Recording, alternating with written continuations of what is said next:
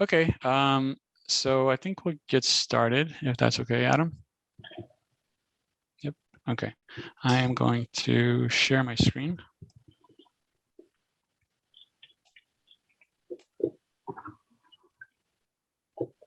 Okay. So the topic tonight, for the most part, is going to be related to the public meetings, the public and stakeholder meetings that we're planning for the end of June. The meetings are tentatively, we don't have firm dates yet, but we're targeting the week of June 20th. And the meetings are going to kind of come in a couple of different.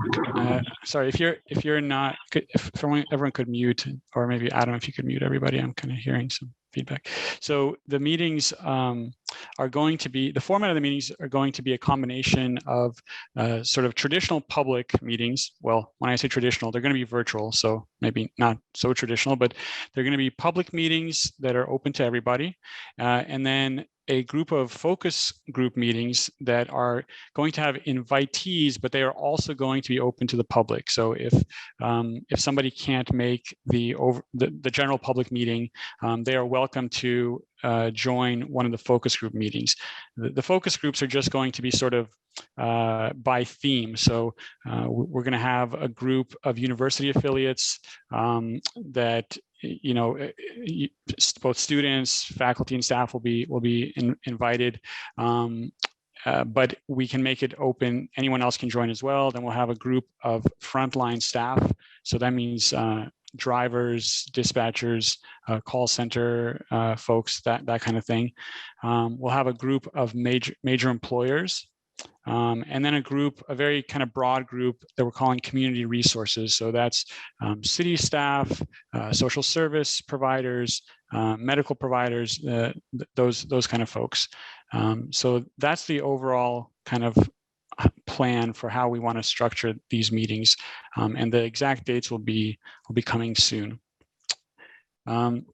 So the meetings are going to have a formal part, a presentation, and then toward the end, there will be more of a back and forth open discussion where we will have a series of questions that we'll kind of seed the conversation with, but it'll be more open back and forth. The overall purpose of this first round of public meetings are both to inform people about the study and kind of its goals and so on, and also for us to kind of hear people's perspectives, their preferences, their priorities, and so on. And so tonight, I want to go through the presentation that was developed for the public and focus group meetings. And I'd like for all of you to kind of look at it from two perspectives. One, are we communicating the information effectively? And then two, I actually would like to get some feedback, especially at the end, from all of you on some of the questions that we're going to be posing to the public and other stakeholders. So with that, well, any questions so far? I might just add for the group that the one focus group meeting where we're going to try to reach the frontline staff, bus operators and dispatchers, and that one might be a little more unique and maybe more difficult for the general public to join, just because we're going to have to evaluate some unique strategies to try to reach bus operators who are, you know, in and out through different times of day and that sort of thing. Some lessons that we learned when we tried to engage with them on the facility project outreach. So just a heads up that one in the focus group meetings might be a little more unique than a couple of the others. It will be, like Boris said, maybe the more traditional, untraditional Zoom meeting with a in-person accommodation. Okay. All right. So since this is going to be many people's first introduction to the study, and in some cases maybe even, you know, first introduction to transit in Lawrence, we're going to start with some background information, you know, explaining to people that the two systems have been working closely together since 2006 to coordinate their fixed route services. That together they collectively operate 20 routes. 10 of those are focused really at the city population, and then 8 at the university population. And then there's 2 routes, the 11 and the 29, that are coordinated routes. They serve both population groups, and they are jointly funded. And all of these services are promoted together and marketed together through the rider guide that is published on a regular basis and includes both systems services. So prior to the pandemic, ridership on the 2 systems was approximately 3 million passengers annually. Obviously, that's been down, since the pandemic, but hopefully it's on the upswing again. One really key kind of background piece of information for our study, for this study right now, is the new transfer center that's being developed at the southeast corner of Bob Billings Parkway and Crestline Drive. So that's something that we're going to be taking into account throughout the study to ensure that the system, the recommendations that we develop, incorporate the new facility. So the new facility will definitely reduce the role. It won't eliminate the role, but it'll reduce the role of the library as a transfer hub. It'll also necessitate, as I mentioned, a reevaluation of the current transit network to make sure that it syncs well with the new facility. The goals of the study that we're doing now are to analyze at sort of the most basic level, to analyze the existing system, to identify the strengths, weaknesses, and opportunities for improvement or expansion, as well as to develop service improvement recommendations that would not only improve the efficiency overall of the system, but as I mentioned, also ensure this smooth integration of the new transfer facility.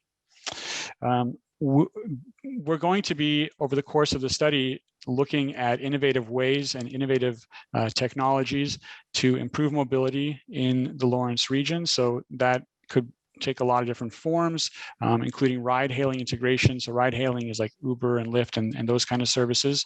I'll talk a bit about that in a minute. Or microtransit, which is a new emerging type of approach to transit service that uses app-based demand response service, and I'll explain that in a second as well. The last piece that I want to mention here is that we do want to assess the budget and service impacts of implementing a fare-free system. That's been a topic of discussion in Lawrence for a bit now, and we want to make sure that everyone is sort of clear on the impacts of that if that's the decision that's taken down the road. So the approach that we're taking for this study is to try to assess 3 kind of primary data sets. One is the market analysis that we're doing.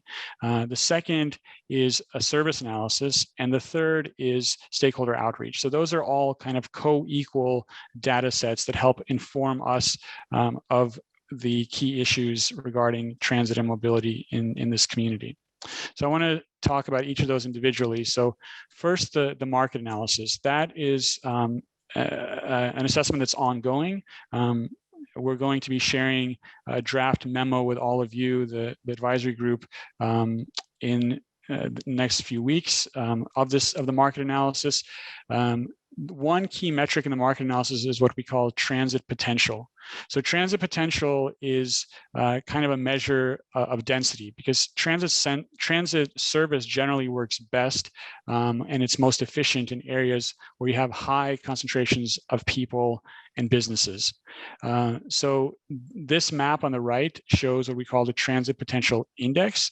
It's a composite of population and employment density, and it's an indicator of the viability specifically of fixed route transit service. So as a rule of thumb, for fixed route transit service to be effective, you want at least 5 people or jobs per acre. So on this, more than 5 people or jobs per acre. On this map, the yellow areas are the areas that have that sort of minimum density, and then areas that are orange or red have higher density than that. So, at first glance, what we look at is the footprint of the system. So you can kind of see the outlines of the existing routes, and you can see that the footprint corresponds fairly closely to areas of the community where you do have that sort of minimum density to support fixed route service. There are some areas that are green. So green areas are areas that have lower density than what we typically would like to see for fixed route service. These are areas where sometimes it makes sense to consider a different type of approach, not necessarily fixed route service. And I'll kind of get into some of these other types of services in just a second. The other metric that we look at in addition to transit potential is what we call transit need. So transit potential, like I said, is density overall of employment and population. Transit need is looking at concentrations of specific population groups or population subgroups that tend to have a high propensity to use transit. So that includes zero vehicle households, persons with disabilities, low income populations, youth, young adults, and older populations. I should also mention that minority populations is something that we will consider, but not in the early stages of the study, not in the terms of identifying need, because these other metrics are really good proxies, and in many cases better proxies than minority as a standalone metric for where there's a high need for transit service. Where we will look at minority population, though, is after we have scenarios developed to improve service, we will make sure that those scenarios are treating, are not negatively impacting minority groups, for example, in the redesign process. So it will be incorporated as we develop scenarios rather than when we're just assessing the individual routes. Okay.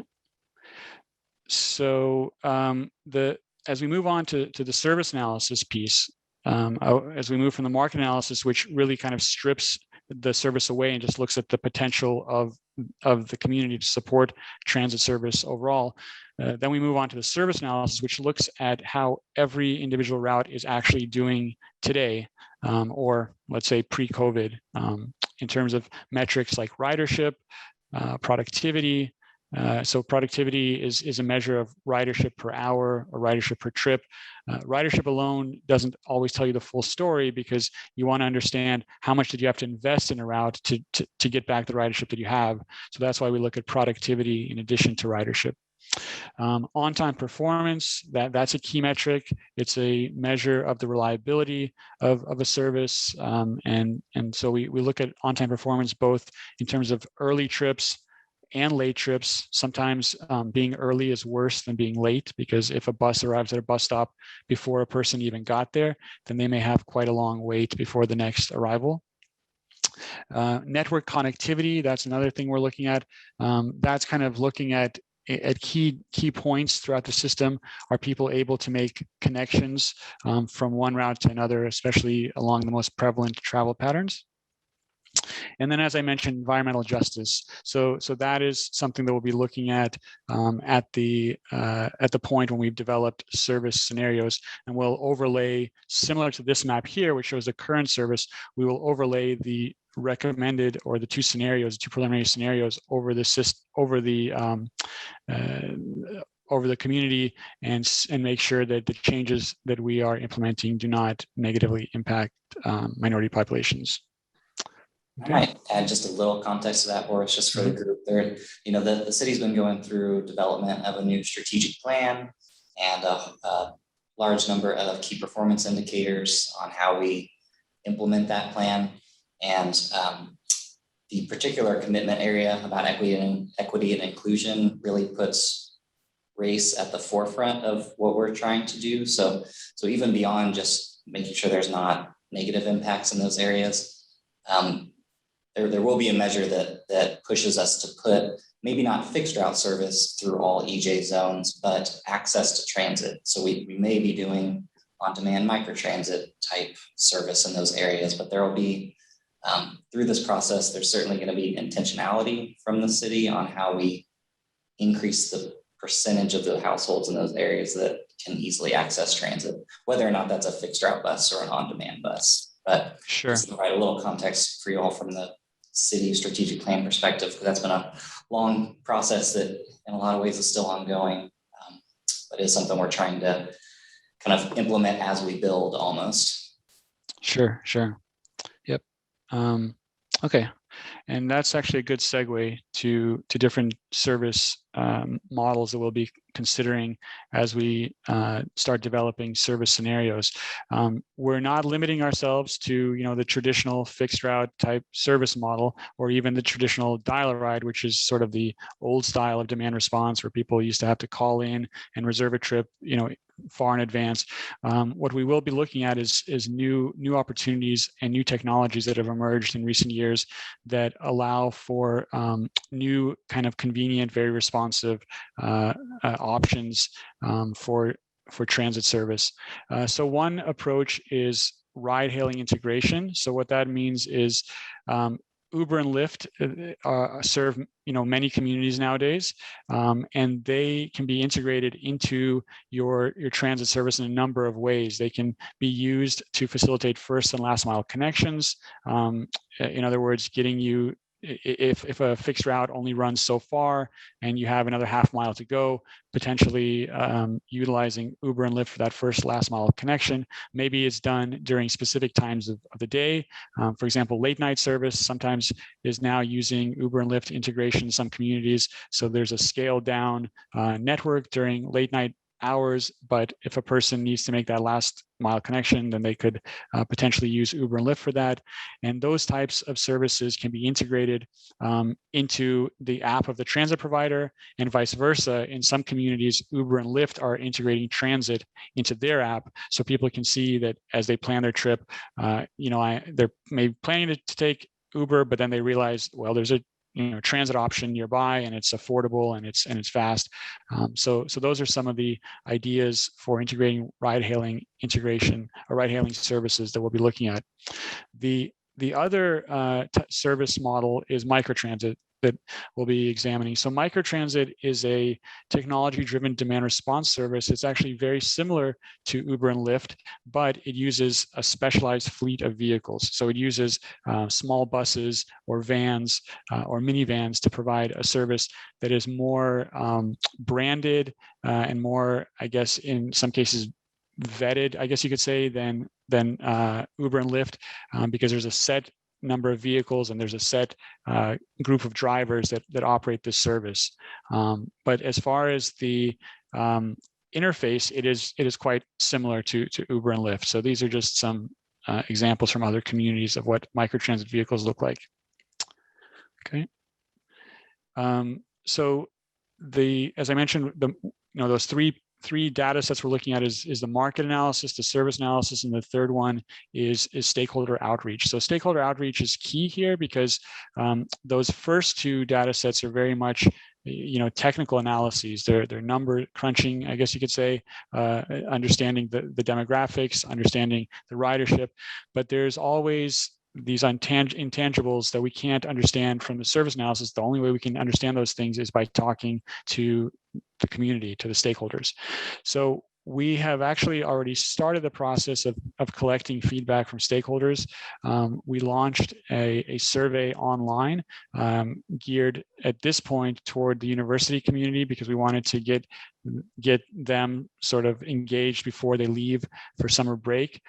So there's a survey online now at this link. It's hosted by the Lawrence Listens platform, which is a platform that's used for surveys throughout the community. We'll be promoting this survey at the June public meetings. So people who haven't heard of it yet, and most likely most people haven't heard of it yet, we will be promoting it at those June public meetings. There will also be paper versions for folks that can't do the online survey. So the survey is designed both for riders and non-riders. The reason that's important is because we don't only want to know how to improve the lives of existing riders, which is very, very important. We also want to understand how to expand the pool of potential riders. So we want to understand the perspective of non-riders, what they see as kind of the barriers for them using the system. So the survey will help set priorities for transit service in the future. And it will also include a series of trade-off questions. And I'd like to go through those trade-off questions here because those are sometimes the most maybe unclear. Most people know their address, they know their own travel patterns and so on, but they don't always know exactly how to answer some of these trade-off questions. So I'd like to go through these with you guys, and I'll go through them at the public meetings as well.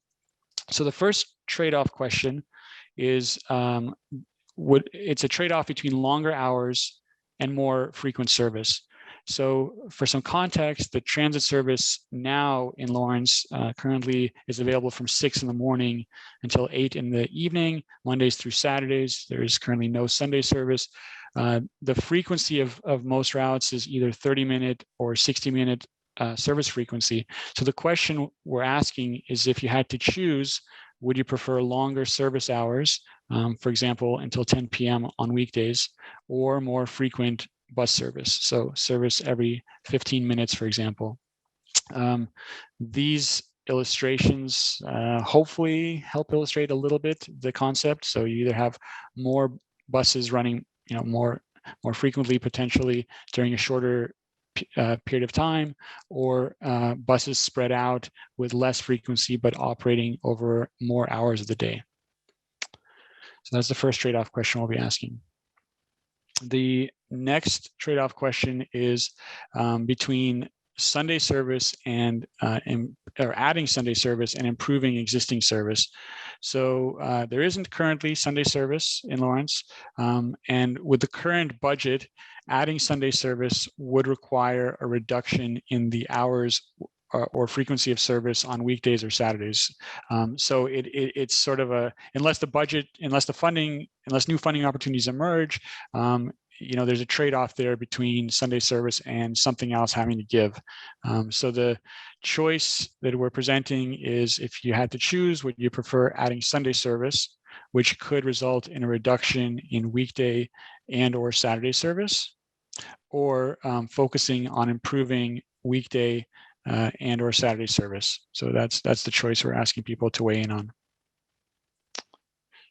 The next trade-off question is more frequent bus stops or faster travel times. So the background here is that bus stops are currently placed approximately every 2 blocks on every route. The more bus stops there are along a route, the more likely it is that there will be a stop close to a rider's destination. But if bus stops are placed further apart, a bus can travel along its route faster, making fewer stops. So the trade-off here, the choice we're asking people to weigh in on is more bus stops along the route for shorter walking distance, or fewer bus stops along the route for faster bus travel times. Okay. The next trade-off is between more service coverage and more service frequency. So buses right now in Lawrence operate along major streets, streets like Iowa and 6th Street, but they also do operate along smaller streets, smaller neighborhood streets. So serving those smaller neighborhood streets does provide closer access for many riders, but keeping buses on the major streets could allow for more frequent service along those key corridors. So that is the trade-off we're asking people to weigh in on: buses running more frequently but on fewer streets, or buses running on more streets but with less frequent service on any given street. Okay. So the next one here is improving existing service or serving new areas.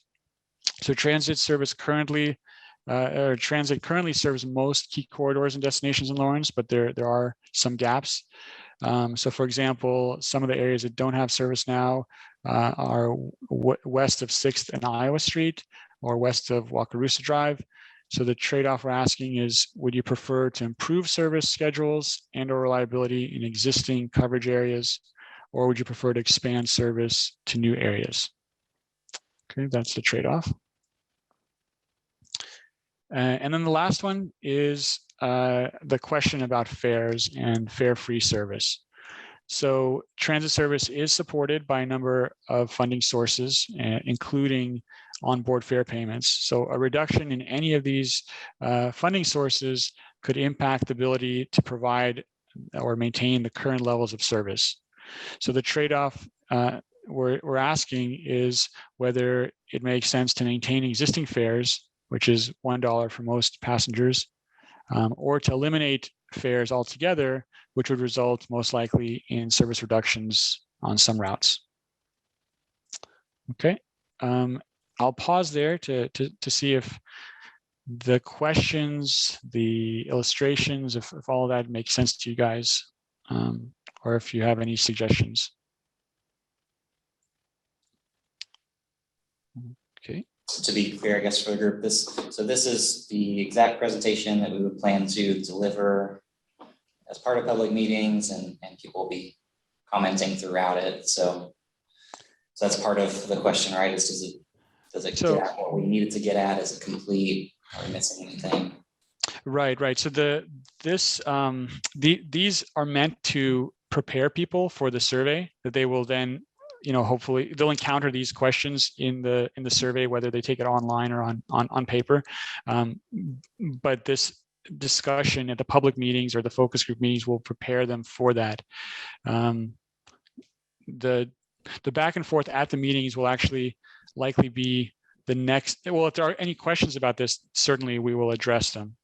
The last part of the presentation is kind of the open forum discussion, which we'll get into next. So, hey Boris, this is Quiz. Could you go back to the very first drawing that had the clock from yeah.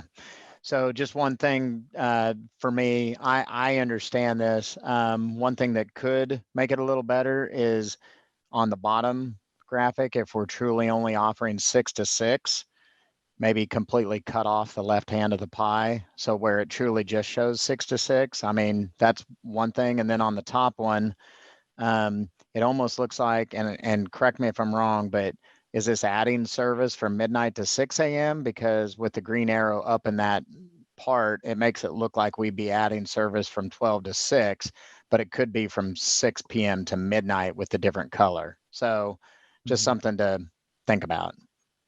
Okay. Right. Yeah, these are, yeah, good points. These are a bit illustrative. We've tried, it's a struggle to depict these in a way that is simple yet informative. This one is probably the biggest struggle of all the icons, but I appreciate the feedback. Okay. Then the last section of the presentation is going to be where we present questions to the public. And I'd actually like all of you to pretend you are a member of the public now and maybe weigh in on some of these. So the first question is, what are Lawrence Transit or KU doing well currently? Top of the mind, what do you think they're doing great? They're doing well today.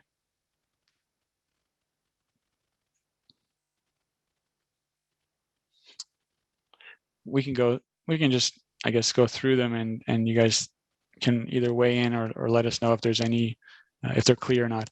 The next question that we would pose is, how could Lawrence Transit or KU serve the community better? So after we, start with a positive, we'll allow for some opportunities for weighing in on what could improve.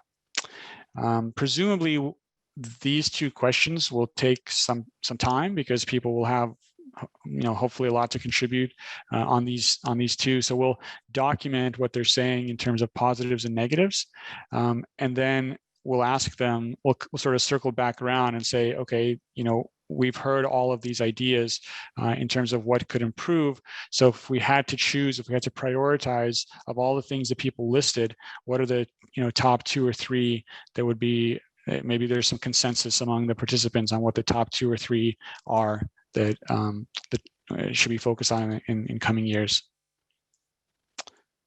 Then we'll ask questions about the information that people have and whether the current system is easy to understand, whether people have the tools they need to navigate the system, to understand how it works, to use it effectively.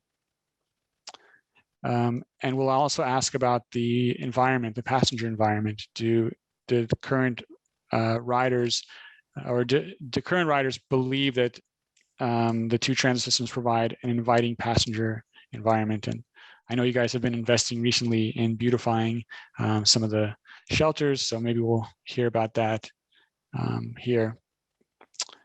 And then the last question is if people have seen anything in other communities, other systems that they think could serve as a good model for Lawrence. Obviously, we'll need to temper expectations. We inevitably hear about monorails or whatever other type of rail service that people have seen in other places, but often there are some things that people see in other places that they visit. They think, oh wow, that's really great. If we did that in Lawrence, it would really improve the service experience. So those are the questions that we'll throw out as seeds in a way, but we'll open it up to anything that people would like to discuss regarding transit service in Lawrence, either on Lawrence Transit or KU. Any thoughts about these questions and this approach? Okay. All right. Sorry, this is August Brudisel. My only thought was when I was looking over this weekend is that as a daily writer, I knew my answer to these questions right away because they affect me and my writership. And so are we expecting a lot of non-writers to participate, or just with past surveys has there been a lot of non-writer participation? Because like I said, question 1, I knew my answer right away. Question 2, I knew my answer right away. And then also like the questions that don't apply to me, like west of Wakarusa, doesn't apply to me at all. So I would have no opinion at all. Well, yeah, so good questions. For the public meetings, it's hard to say who would participate. We'll try to, we'll talk in a minute about how we'll be trying to promote this on different, social media, on news releases and so on. But it's hard to say who would show up. For the 4 focus group meetings, which will mostly be open to the public as well, maybe with exception of the frontline staff, there we will be targeting folks who likely are not transit users themselves, but may represent groups of folks that are transit users. So if they represent, let's say, a social service agency, it's very likely that their clients do use transit. So it'll be a mix. I'm confident it'll be a mix of riders and non-riders. Awesome, thank you. Mm-hmm. This may be not a huge comment, but I noticed as I'm thinking about the first 2 questions during outreach about what's going well, what could do better. Then it jumps to the statement about the goals. And then the next 2 questions kind of also seem to be about, are we doing this well or are we doing this better? So I wonder if those 2 questions fit a little better with the first 2 questions and talking about what are we doing well, where could we improve?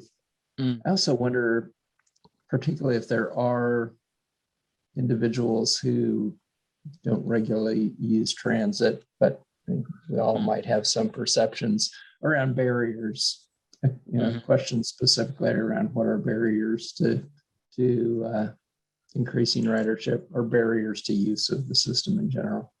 Okay, good one. Yeah, I think that my thought process, and I could have gotten it wrong, but I was envisioning the first slide to be kind of focused on the service itself, and then the next slide on the peripheral elements that help support the service. So oftentimes when people talk about what they're doing well, they talk about frequency, they talk about hours, they talk about the buses themselves, and then this one is more like, well, if we know once you have a functioning system, how do you promote that? How do you spread the word? Do people know how to approach it? Do they, have a nice, safe place to wait and those kind of things? So that was kind of the categorization. But I do like the question about barriers to access. I think that's a good way to say it.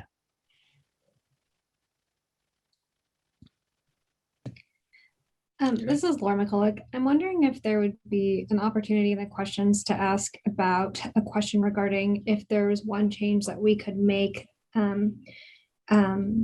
to increase or improve ridership, or that would encourage you to ride transit or something like that. Like, what would it be to engage those people who don't necessarily use it. I know that's kind of in the survey already, but if we're getting some open-ended responses here, that might be something that would be of interest. I also just wanted to mention, and I don't know, this is really not part of the topic of the presentation, because I know the presentation is really getting at preparing people to take the survey. But whenever I have communicated with other people regarding some of this route redesign work, one of the major things that always comes up, as you probably are somewhat aware by now, is the transit amenities and the stops and the seating. And so I didn't know if it would be worthwhile to say, like, you know, our next steps might be improving the transit amenities down the line or something like that, just preparing them that you are familiar with that issue in the community, just to kind of let people know that it's something that is being worked on now. Mm-hmm. Okay. Yep. I think that is that's a good point. So we don't want to just throw this out here about, you know, do you have an inviting passenger environment, but also emphasize that there are improvements that are ongoing, and let people weigh in on those. Laura, regarding your first comment, I'm just curious if others kind of share that maybe 2 or 3 most important goals is still too broad. Like when we, again, presumably these 2 questions will open up a lot of, put a lot of ideas out there. Should we then say, okay, out of all those ideas, what is the top priority versus two or 3? You think that'll help focus people's attention?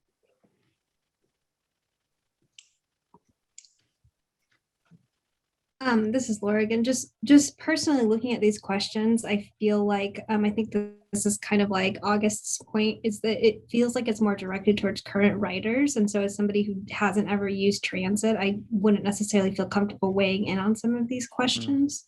Okay. That's a good point too. So maybe we should have a question that specifically is addressed to non-writers, saying if you're a non-writer, what would be sort of one change? What's the low-hanging fruit, one change that could get, okay, got it. This is August Budisaw. I think what Mr. Tilden said, if I'm correct, I agree with this first page. Really, in my replies to this, when I've given them to Adam, has really focused on route efficiency, route frequency, things like that, more operations minded versus, like you said, Boris, this next slide is more, you know, how can we engage the writer? How can we improve information flow to writers? And so I agree with what Chris said. Okay, great. This is Gary Weber. Relating to question 4 about the tools, do we have enough tools? It might be a good idea if people, especially if you're not familiar with the bus, won't know what you mean by the word tools. So it might be helpful to have parentheses with maps, brochure, apps, website, etc., so that they'll understand what you mean by tools. Yeah, good point. Okay. Okay. Any other thoughts? Has anybody, just out of curiosity, has anybody taken the survey yet? Yes, I've taken it. Okay. Did it flow? Like, was it easy to take in your opinion? Well, yes, there was. It's a little confusing when you're initially putting in your home and destination on the map. You have to pin a destination on the map. The cursor is a hand, which doesn't really imply that when I click with my hand over my home that it's going to put a marker there. It does, and it's pretty quick, but it's not intuitive that if I hover over my house with this hand and click that it'll create a marker. It does, but I don't know how you might improve that. Maybe a cursor, maybe an arrow instead of a hand. I'm not real sure. But other than that, I believe it flowed pretty well. Okay, great. Thank you. Gary, we'll check and see what we can do. I know we wrestled a lot with those maps, trying to figure out the best way to make that work for us. So I was curious what people's experience was with that. So we'll see if we can get something other than hand. That's a good comment. Maybe a crosshair, a circle with a crosshair in the middle. That would be a really good cursor for identifying a location on a map. Like narwhals. Yes. Okay, well, all great comments. I just briefly wanted to kind of go over how this is being, how it will be publicized.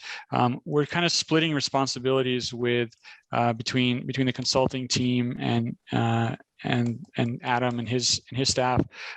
We are providing content that Adam and folks will be pushing out to several different forums. So there'll be a web-based announcement, there will be a press release announcement, there will be social media postings, and there will be email notifications. So again, we will provide the text for all of those, and then Adam will be, or his team will be pushing that out. I think, Adam, if I'm not mistaken, if we would like to invite everybody on this call to also, once they do receive notifications, to push those further to their respective social networks and professional networks. Yeah, I think we've had some recent success tapping into a lot of the neighborhood leaders and different organizations to kind of, it goes out as a tree through those other listservs. So we'll do that as well. Mm-hmm. Great. Okay, so I think we have about 15 minutes left. So I wanted to talk about one other thing, not related to the public meetings, but related to next steps. We will be, so as I mentioned, right now we're wrapping up actually the market analysis, which is going to be the backdrop for our service analysis. As we jump into the service analysis, we'll be providing you guys and producing what we call route profiles. And these are kind of diagnostic tools that we use. As we put them together, it helps us understand what's happening in the system, but it also then is a tool that you guys and Adam staff can use going forward to really have a diagnostic assessment of every route in detail. So this is an example of what the route profiles will look like. There's going to be a packet of them, one for each route. They have a description of the service, key points that are served by every route. And then they have a number of metrics that look not only at what each route is doing, but how it ranks among its peers. So the metrics that we're looking at are total boardings, passengers per hour. This is kind of what I mentioned earlier, where you have to look at both ridership and productivity to get the full picture. Passengers per mile, passengers per trip. And then here down the side, we have operating characteristics, key operating characteristics, which are things like the hours of service. We call that the span, frequency on different days of the week, and then on-time performance. So for every route, we will document, the percentage of trips that are early, on time, and late. And then some annual statistics as well. So annual ridership, annual operating cost, revenue miles, and revenue hours. Then for a few of the metrics, we will dig down even further. And rather than looking at it at the system or route level, we'll be looking at it by stop and by trip.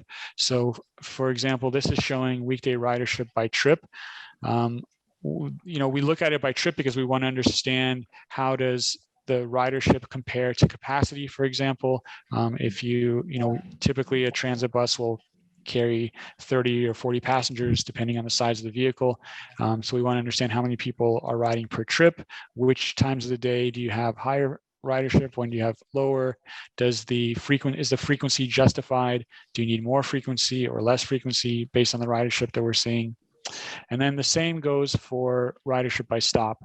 So this is really where the market analysis and the service analysis sort of come together, because when we look at ridership at the stop level, we can identify segments that maybe are productive and others that are not. And if a segment is unproductive, we can look at the market analysis pieces. So points of interest, where are the shopping centers, where are the medical facilities, what is the density that is kind of underlying these routes. If we identify an unproductive segment, can we move it a block? Can we move it 3 or 4 blocks to better align the service with the market? So that's the aim here. And then in each profile, there will be a section where we have a bullet point list of strengths, weaknesses, and opportunities. These opportunities then get grouped into the next step of the study, which is service scenarios.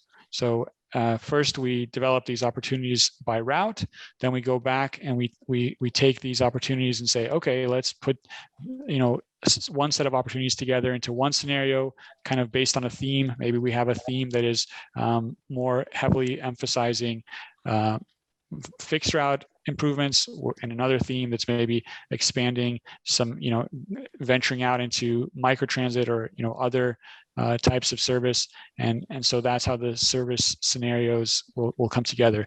These profiles are the building blocks of the service scenario development process.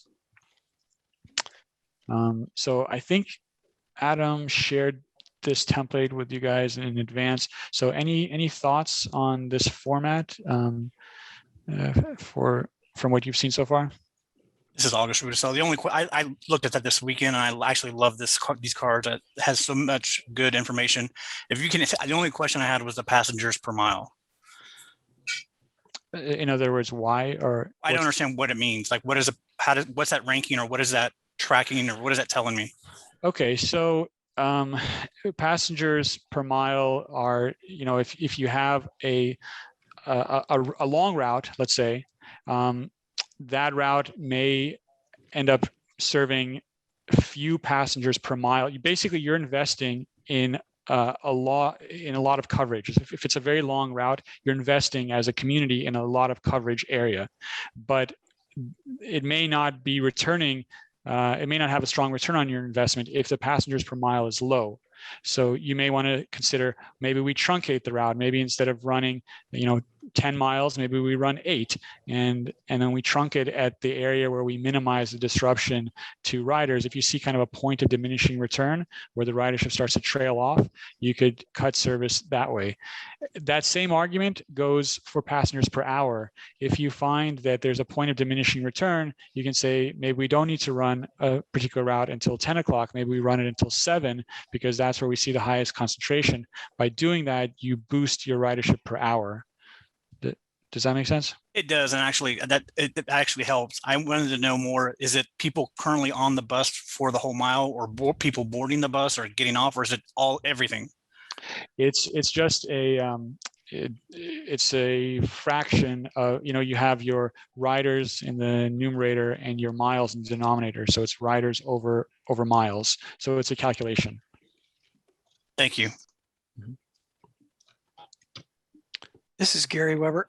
I went on the agenda and opened this document from Civic Web. And the question I just have a quick question. It's probably just an artifact of the way you've sent these out. But I noticed that the charts and the data and the map all have a hyperlink over them. And the hyperlink takes you to an iCompass site where there's a login.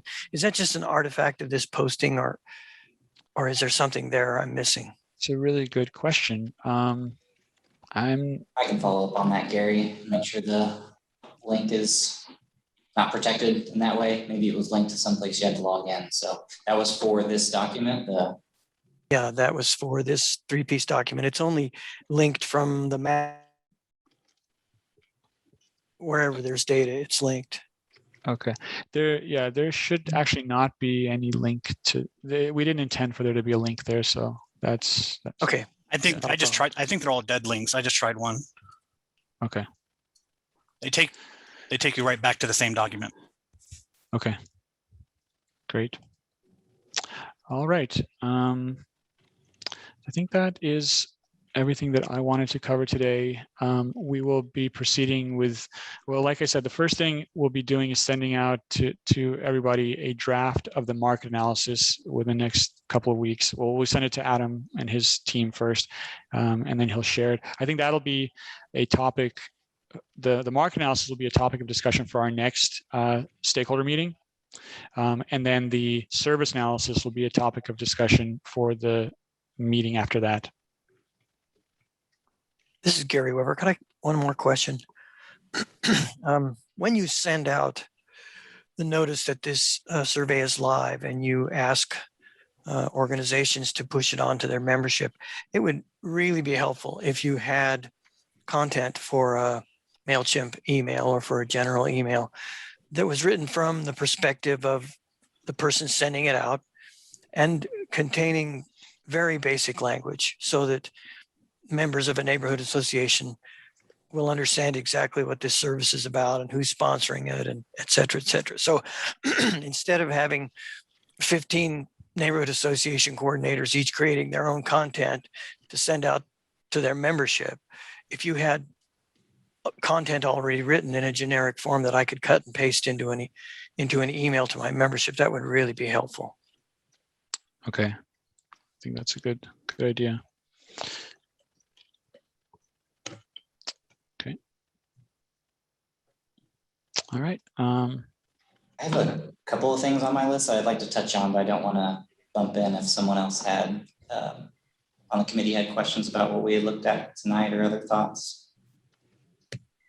This is Laura McCulloch. I did have something, and this is going back to the actual presentation portion, so I'm sorry to go so far back, but I just wanted to mention, I don't know if there's a good way to handle this, but in the portion where you discuss the microtransit and integration of like the Lyft and the Uber rides, something that jumped to my mind was a concern about an increased cost to people riding on a route if they have to pay for like an Uber or a Lyft, or additionally, like for the microtransit, who's paying for the microtransit?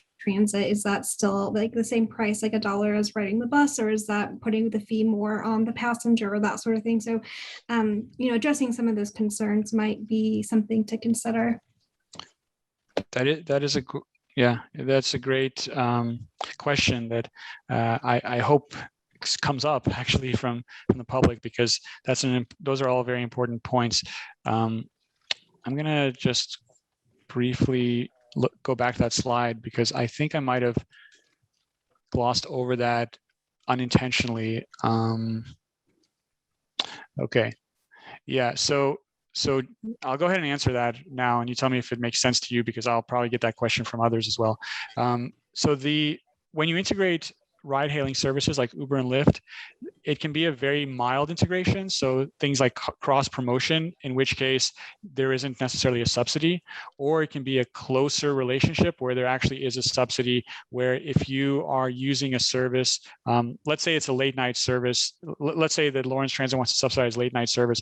When you go on your Uber or Lyft app, you would put in a special code, and that would give you a subsidized price. So where your trip might be $10, instead you'll maybe pay $4, and the rest of it is covered as a subsidy by the transit agency. That's how it's done in some communities, but that's an important point. As far as microtransit goes, microtransit is far more integrated into a transit system. It usually is branded as part of the transit system, and the fare structure is very often either the same, or sometimes it's treated as a premium service, sometimes not. Sometimes it's the same fare structure as as local fixed route service. So that is kind of a big distinction between these two models. This one is fully integrated, whereas this one is kind of like complementary of a public service. Thank you. Yes, that answers my questions. And just add a little local context, because we had conversations recently with Kansas City and trying to learn more about some of the microtransit that they're rolling out. And they intend to remain fare-free on their fixed route system for the next couple of years, but they are going to roll out some microtransit services that people will still pay for. And I think in our community, we'll have to be careful about where all these services exist. And if we're running on-demand microtransit on EJ zones, we need to be really thoughtful about the equity of making people pay in certain areas versus others. The reality is on-demand services cost a lot more per rider than fixed route service typically, if your ridership's high enough. So we'll just have to really think about that as we plan out our service scenarios. We want to be equitable and also deliver something we can afford to continue to deliver. Those are good points. That's kind of another trade-off, I guess, if you want to think about it that way, Laura, that you brought up. It also, just kind of to loop things back to the diagnostic route profiles, what Adam mentioned there, the cost per trip or the cost per passenger, that's the kind of thing we're looking for in the diagnostic route profiles. If we identify a service that has dropped to, passengers per hour to a level that we typically would see with microtransit, then we would really start having to ask ourselves, does it make sense to provide fixed route service in this corridor, or is it more suitable for microtransit? So those metrics like cost per passenger, passengers per hour, passengers per mile, this is another reason why those are important. Carol Bowen, I have a question. I lost track of the comment about how we are going to identify barriers to using public transit. What kind of questions are we going to ask? Right. So somebody suggested that rather than talking, or maybe in addition to asking the question of how transit could serve the community better, ask an additional question: what are the barriers, especially if you're a non-rider? What are the barriers to access? Why are you choosing not to use transit service? Although it could be for riders as well. Some people do overcome some significant barriers to get to transit.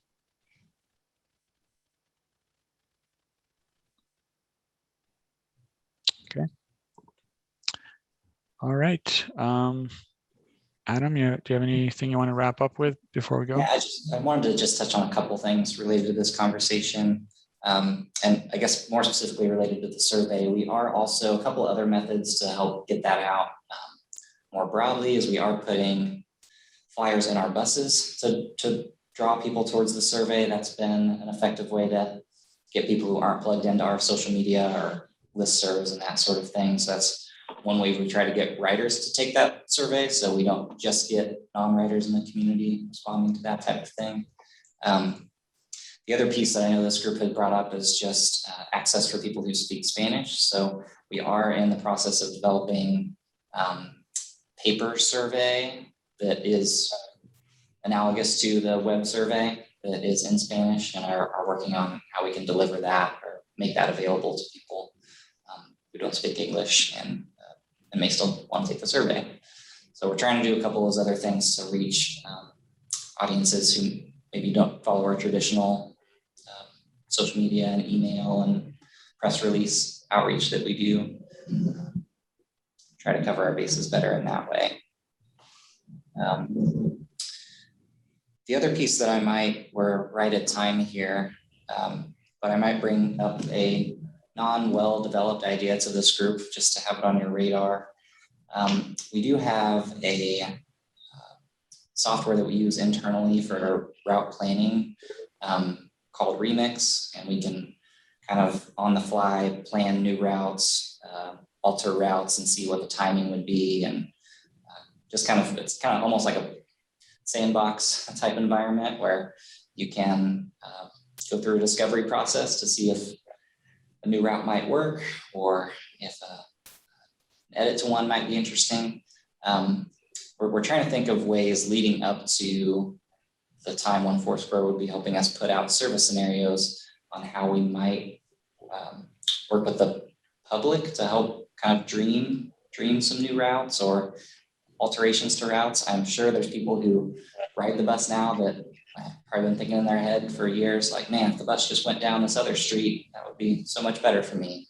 Or people who don't ride at all, if a route went down this corridor, that would be so much better for Lawrence Transit. So on the staff side, we're trying to think of ways we can leverage that tool and get people to help us think outside the box beyond there's a lot of analytical things we're doing to kind of frame a well-functioning system. But also I think some of that qualitative insight from people on a more personal level is something we'd like to try to do if we can.